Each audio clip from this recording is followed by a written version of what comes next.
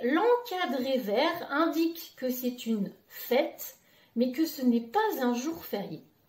Donc, le 3 février, au Japon, on célèbre Setsubun. Setsubun, c'est une fête d'origine chinoise qui est arrivée vers le 8e siècle au Japon.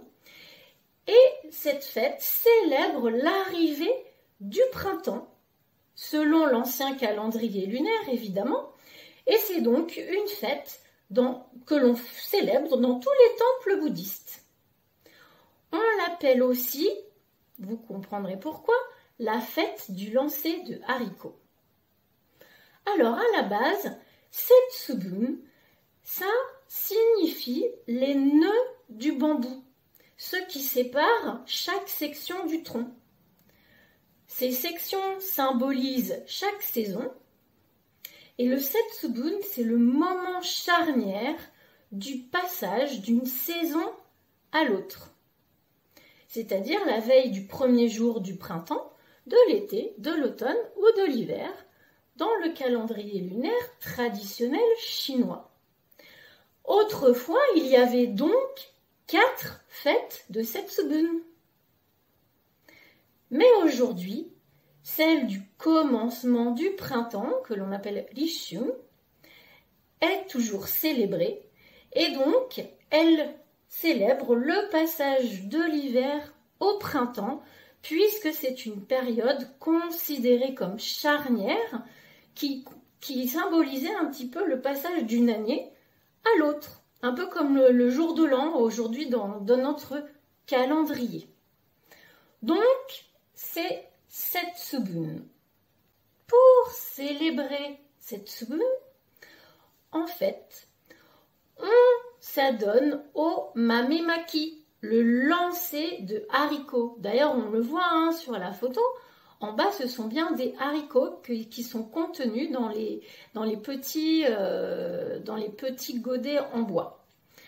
On lance les haricots et pendant qu'on lance les haricots, on prononce la formule, c'est pas sacré, mais enfin la formule consacrée, toujours est-il, qui chasse les démons hors de la maison.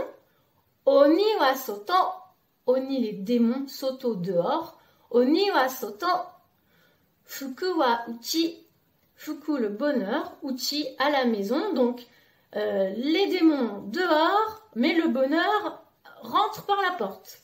Oni wa soto, fuku wa uchi.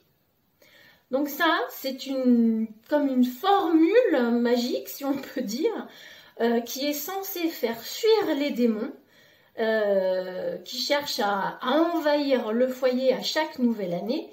Et cette formule essaie aussi, en même temps, d'attirer la bonne formule dans la maison. Voilà, donc, on retient bien, Oni wa soto, fuku wa uchi.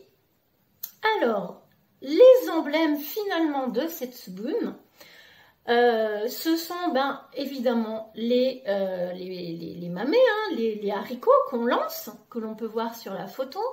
Et en fait, les supermarchés vendent pour Setsubun ces haricots porte-bonheur avec souvent un petit masque en carton qu'on voit un petit peu sur la photo aussi pour que en fait le père de famille souvent puisse porter ce masque et s'amuser ou effrayer ses enfants et que les enfants lancent les haricots dans la maison et après avoir lancé les haricots, on les ramasse et on en mange le même nombre que son âge. Voilà, une variante veut qu'on mange un haricot de plus que le nombre d'années que l'on a pour devenir plus robuste et avoir une bonne santé. Voilà, c'est ce qu'on voit un petit peu sur cette photo. Mais on voit aussi le ehomaki. Le ehomaki, c'est un plat qui consiste en un gros maki, enfin un maki long. Le maki, c'est le rouleau que l'on voit. Donc enveloppé, c'est le riz enveloppé dans une feuille de nori. Et la coutume veut, c'est pas si vieux, c'est une coutume relativement récente. Donc la coutume veut que l'on mange un ehomaki le soir de cette Tsugun. Il faut normalement faire ça d'une traite, sans parler, en faisant un vœu et en étant tourné dans la direction de bon augure de l'année qui diffère selon le chiffre de l'année. Allez, j'espère que cette vidéo t'a plu. Si c'est le cas, pense à mettre un petit pouce et à t'abonner évidemment à ma chaîne si ce n'est pas déjà fait. Et je te dis à bientôt, matane!